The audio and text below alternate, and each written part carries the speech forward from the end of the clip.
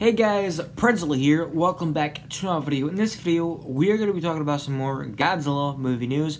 But before we jump into the news that we have for today, I do want to say that I will be making 2 videos instead of 1 for all the news that I have. That is because I don't want the video to end up being 30 minutes long. So I'm going to make the video into basically 2 parts.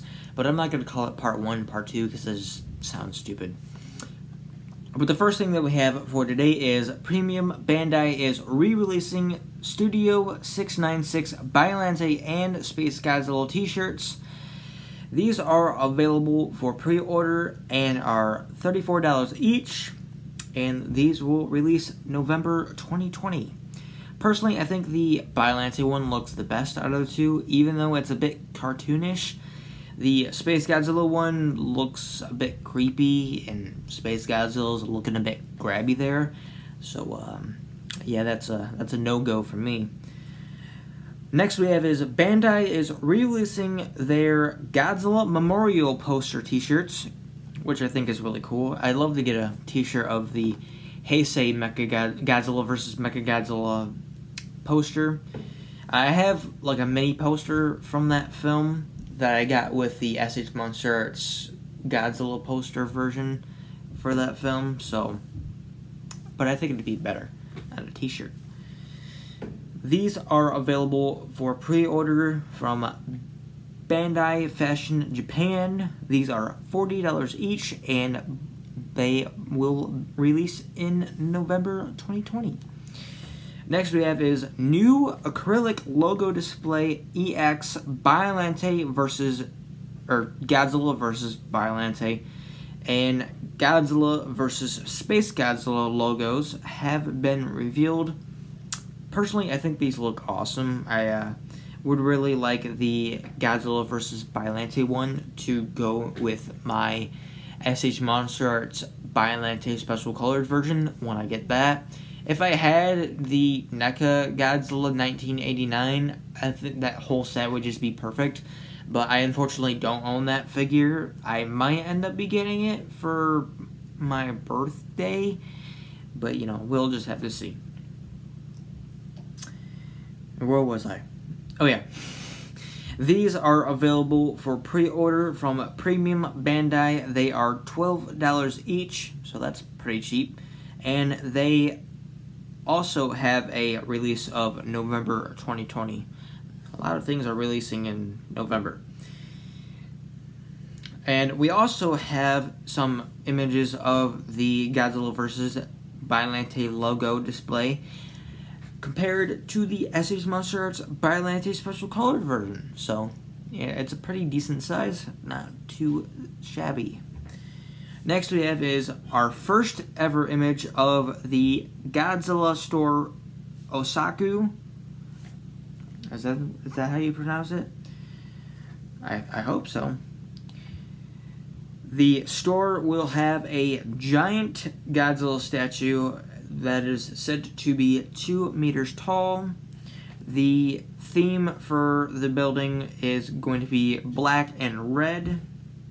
There is also a King Ghidorah silhouette that is like painted onto the wall, which is pretty cool. And in the image you can see where the shelves are going to be located that are going to hold Godzilla products and Godzilla related products. You know, it's pretty obvious. And this store is set to release, you guessed it, November 2020. Next we have is, in a recent interview with Junkie XL, if you don't know who that is the composer for Godzilla vs. Kong. He has given us some new info for Godzilla vs. Kong. Nothing really huge, just kind of like some info from his point of the situation. And also want to give a special thanks to Kaiju News Outlet for having basically like the interview summarized into 2 separate images.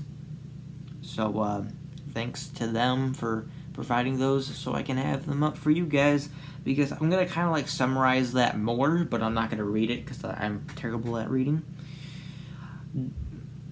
Turns out that Junkie XL is a Godzilla fan and has been for a while, which is really cool.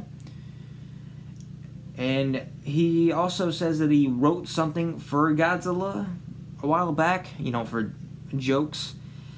I'm not sure what he means by this. This could be multiple different things, like he just, like, did he write like a theme song, like his own theme song, or like a movie script, or I would imagine it's something to do with music since he's a composer. But did he do like his own theme song for the like Godzilla 1954 or Godzilla 2014? There's no really context around it, so he just says that he wrote something for Godzilla for, you know, jokes. Which I guess is pretty cool, I guess, but it would be nice to have some context around it. He also claims to be the biggest Godzilla fan on the planet, which I don't know about that one, friend. We can, there's a lot of Godzilla fans that would disagree. It's almost like you're trying to challenge us. Are you trying to challenge? I'm just joking around. It ended up being a lot more cringier than it was in my head. Yeah, if you want to say that you're the biggest Godzilla fan, you go ahead. I don't really care. In my eyes, I'm the biggest Godzilla fan, but in your eyes, you can be. It doesn't really matter, because the only one who can really be the biggest Godzilla fan is Godzilla himself. I don't know. Anyways, the director for Godzilla vs. Kong contacted him, and basically it was a immediate yes that Junkie XL would be composing Godzilla vs. Kong. Also, in the second image, Junkie had like this kind of like fun thing going around with getting a giant drum, which is pretty funny, not gonna lie. And it ended up being that they couldn't get the big enough drum that Junkie wanted, and I, from what I can remember, I think it was because the guy that Junkie was talking to said that there's no cow that's that big, or something like that. But getting into more serious note about this could possibly be like the main kind of instrument used for a Kong theme. That's what I think anyways. This could easily be also used for a Godzilla theme. So, I mean, but I feel like a drum would work more with Kong than Godzilla, if I'm just being honest. Lastly, we have actor, I'm going to completely butcher this name unfortunately, Yosuke Saito. This actor who played Dr. Susumu Okubo in Godzilla vs. Space Godzilla has passed after his battle with cancer. I don't, unfortunately, recognize him in Godzilla vs. Space Godzilla, but that is because I don't recognize any character from Godzilla vs. Space Godzilla. I've said this before with recent situations like this. I haven't watched any of the older Godzilla movies in a long time. I think the one that I watched most recent is Son of Godzilla, and that was because I never watched that movie before, because I never really had an opportunity, because I don't own the DVD, but I seen it on TV, so I was like, they might as well. And to be honest, it wasn't that bad. But like I said, I haven't seen any of the other Godzilla movies in a long time, which is done purposely because I want to forget like what happened in every older Godzilla movie, so I can go back and watch it all over again and kind of have a similar feeling to I did the first time I watched it, which isn't necessarily going to happen because there's some moments in Godzilla movies that you're just not going to forget, but at least, like, you know, maybe some important moments I will forget, and I'll be like, oh yeah, that's awesome, or something like that. But yeah, this is unfortunate, but you know, it happens.